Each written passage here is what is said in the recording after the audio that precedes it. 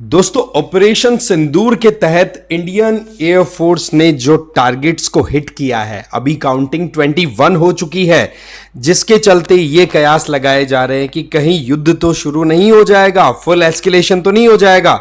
देखो, इंडिया ने तो अपनी तरफ से क्लियर कह दिया कि ये एस्केलेशन का कोई स्टेप नहीं था, हमने केवल टेरर आउटफिट्स के जो भी लोकेशंस थे उनको हिट किया है।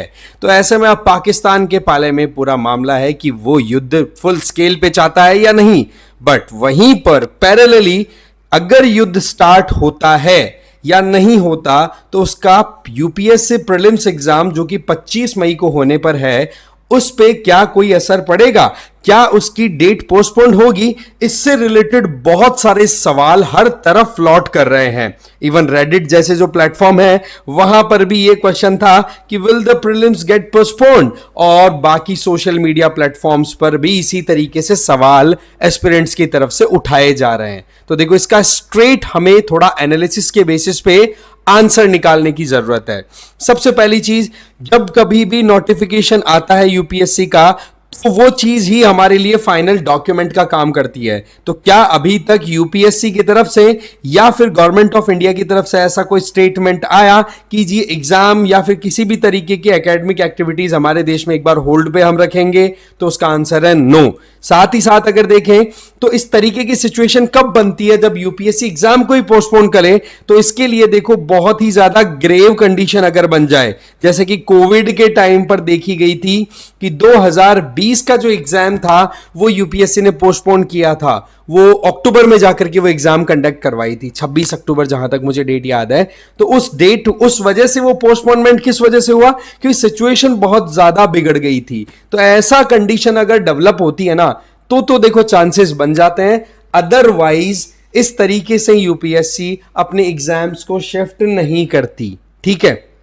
क्योंकि स्पेक्यूलेशंस बहुत सारे चल रहे हैं, बातें बहुत सारे हो रही है, एंगल्स बहुत सारे लगाए जा रहे हैं, बट प्रिपरेशन को होल्ड करने के लिए जब एस्पिरेंट्स मैथमेटिक्स लगाना शुरू कर देते हैं ना कि अगर 10 दिन के लिए पोस्टपोन हो गई तो मेरे को कितना टाइम मिल जाएगा, अगर नहीं हुई तो फिर इस तरीके की सिचुएशन में कैसे एग्जाम देंगे। देखो, वो गणित लगाना एक अलग काम है। आपका काम अभी के टाइम पे 25 मई का जो एग्जाम डेट आपका नियर आता चला जा रहा है, उस पे आप फोकस करिए। आर्म फोर्सेस बिना किसी डाउट के अपने लेवल पे गजब का काम कर रही हैं। वैसे तो आपने अच्छे से देख लिया होगा कि ऑपरेशन सिंदूर क्यों नाम रखा गया है, जिसमें जो आतंकवादियों ने पहलगाम में धर्म पूछकर हमारे निर्दोष निहत्थे भाइयों को मारा था, उनको यह कहा था उनकी बीवियों को कि तुम्हें हम नहीं मार सकते, तुम जाकर के मोदी को और अपने देश को बताओ कि किस तरीके से तुम लोगों को हम टारगेट कर रहे हैं।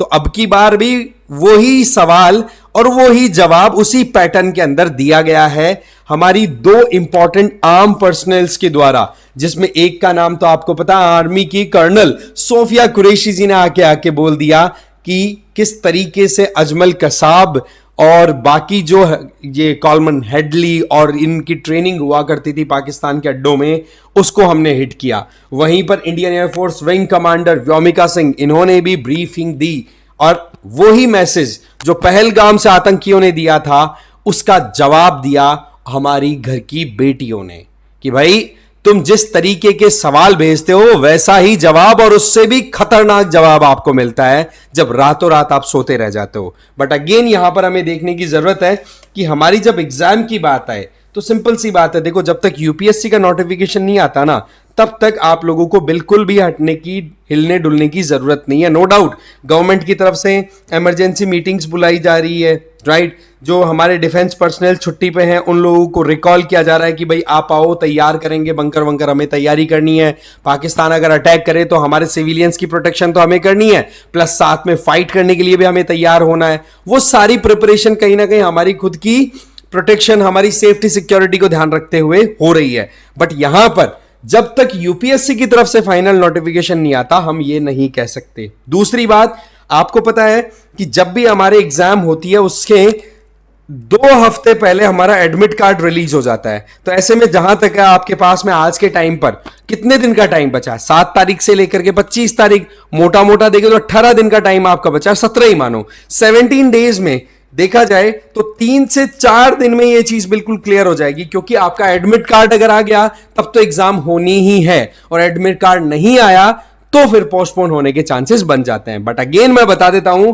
आप इस गणित में बिल्कुल भी ना उलझे, ये एकदम पीक टाइम है, राइट। इस टाइम पर टेस्ट लगाओ, मॉक्स लगाओ, रिवीजन पे ध्यान दो, करंट इश्यूज जो देखने हैं इंपॉर्टेंट उन पे ध्यान दो, बिल्कुल भी हमें लापरवाही नहीं करनी है।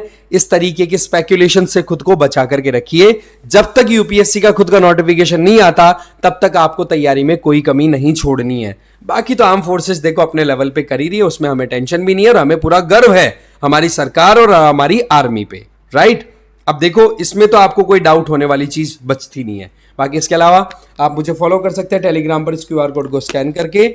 और PWNIS की तरफ से संकल्प 2027 चल रहा है इंग्लिश और हिंदी में, टाइटन 2026 इंग्लिश में चल रहा है, प्रहार इंग्लिश और हिंदी में चल रहा है। अगर कोई भी कोर्स आप ऑप्ट करते हो अपने प्रिपरेशन के लिए तो लाइव एंड रिकॉर्डेड क्लासेस मिलेंगे आपको, जिसमें जीएस और सीसेट इंक्लूडेड है। एमसीक्यूज और mains answer writing practice daily basis पर कॉम्प्रिहेंसिव जीएस ई बुक्स दे दी जाएंगी, जिससे कि आप सेल्फ स्टडी अच्छे से कर सकें। बाकी कोई भी डाउट हो तो आप डिस्क्रिप्शन बॉक्स चेक कर सकते हैं, सारी डिटेल्स वहां पर दी हुई है, ठीक है। तो कोई यहां पर टेंशन लेने की जरूरत नहीं है, तैयारी पे लगे रहो। आज की तैयारी की हुई तो फिर भी आगे काम आ जाएगी, पर लापरवाही कर दी तो हो सकता है ये अटेम्प्ट आपको कॉम्प्रोमाइज करवा देगा, तो ये प्रॉब्लम नहीं होनी चाहिए, ठीक है। तो जब आर्म फोर्सेस बिना किसी इंटरेस्ट के, बिना किसी मैथ के अपनी तैयारी करके एकदम लड़ाई लड़ने के लिए तैयार है, तो हम क्यों पीछे रहे, करो अपनी तैयारी, ओके। इस वीडियो में इतना ही, थैंक यू वेरी मच।